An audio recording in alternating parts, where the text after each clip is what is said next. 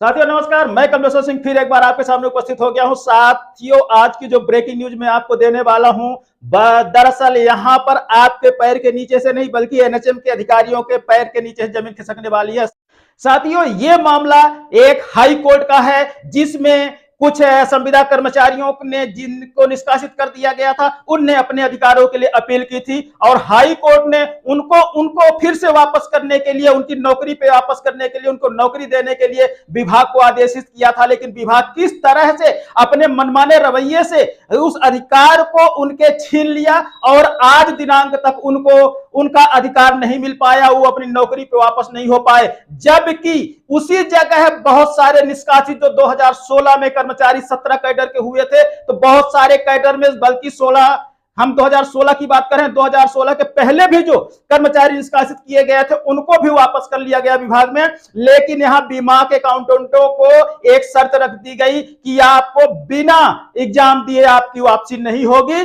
बाकी सभी जितने भी कैडर निष्कासित किए गए थे उनको सभी को बिना किसी एग्जाम के, बिना किसी इंटरव्यू के उनको वापस ले लिया गया। साथियों, इसी तरह तारतम्य में बीमा के अकाउंटेंट जो थे तो वो अपना केस लेके गए, हाई कोर्ट में गए और हाई कोर्ट में उन्हीं के पक्ष में फैसला सुनाते हुए विभाग को आदेशित किया था। लेकिन विभाग जिस तरह से मनमाने रवैये से काम कर रहा है और जिस तरीके से अपने आप को वो राजा समझ बैठा है एनएचएम का, आज उस पे ब्रेक लगाई गई है। पहला ब्रेक है। ये ब्रेक क्या है हम आपको बता रहे हैं।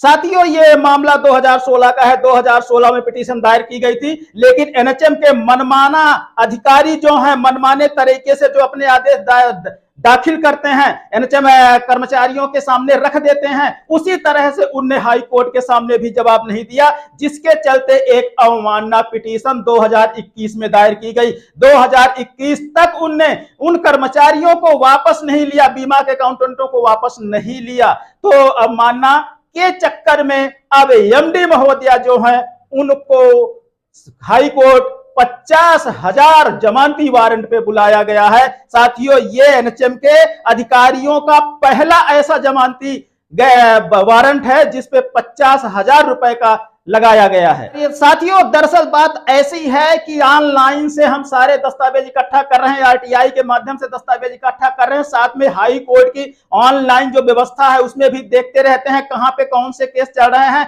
ऐसे में देख रहा था एमपी हाई कोर्ट के जो साइड पर है, तो अचानक एक नजर पड़ी मुझे। जब उस पे मैंने देखा कि अरे ये तो मुझे बहुत अच्छा लगा कि कम से कम कुछ तो ऐसा हुआ, मेरे साथ कोई तो है जो मेरी तरह लड़ाई लड़ रहा है। साथियों, जब मैंने उस आदेश को देखा मैं फूला नहीं समाया, क्योंकि मुझे आज न्याय मिलने की उम्मीद पूरी हो गई है। क्योंकि अब न्याय मिलेगा। अधिकारियों का जो एनएचएम के अधिकारी मनमाना तरीके से आदेश जारी करते हैं, कोर्ट के आदेशों को मानते नहीं है, अब उस पर ब्रेक लगने की स्थिति बन गई है।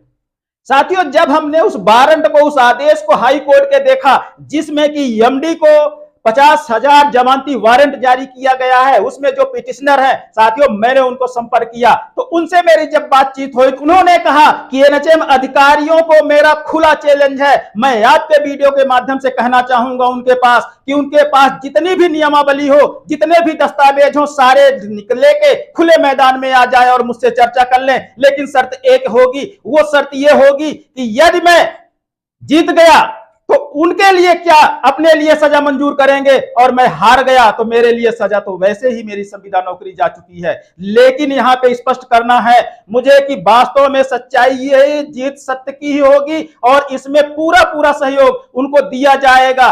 साथियों, जब पिटिशनर श्रीमान सैयद तियाजुद्दीन से मेरी बात हुई तो उनका कहना था कि मैं एक ही शर्त पे इन एनएचएम के अधिकारियों से बात कर सकता हूं, मेरी तो नौकरी जा चुकी है, मेरे आगे पीछे कुछ नहीं है, मेरा भविष्य इन लोगों ने खराब कर दिया। लेकिन यदि मैं ये केस जीतता हूं तो वो अपने लिए सजा डिसाइड कर ले, दस्तावेज के आधार पर लड़ाई लड़े, कोई मनमाना तरीके से लड़ाई न लड़े जिस तरह से अभी तक ये मनमाना करते चले आए हैं। जब आदेश हाई कोर्ट ने हमारे लिए दिया था तो अन्य जो केस नहीं लगाए उनको तो वापस कर लिया गया, लेकिन हम लोगों के सामने शर्त तो वही रख दी गई कि परीक्षा दे के आओगे तो ही हम हाई कोर्ट तक का आदेश नहीं मानेंगे। लेकिन आज वो स्थिति आ गई, हाई कोर्ट ने अपना अधिकार दिखा दिया है और सैयद तियाजुद्दीन महोदय जी के फेवर में पूरा फैसला चल रहा है और आप लोग चाहेंगे तो बहुत जल्द उनको जीत मिलेगी और वो फिर से 8-9 साल नौकरी करने के बाद 2016 से 2022 तक नौकरी से बाहर रहने के बाद वो फिर से एक बार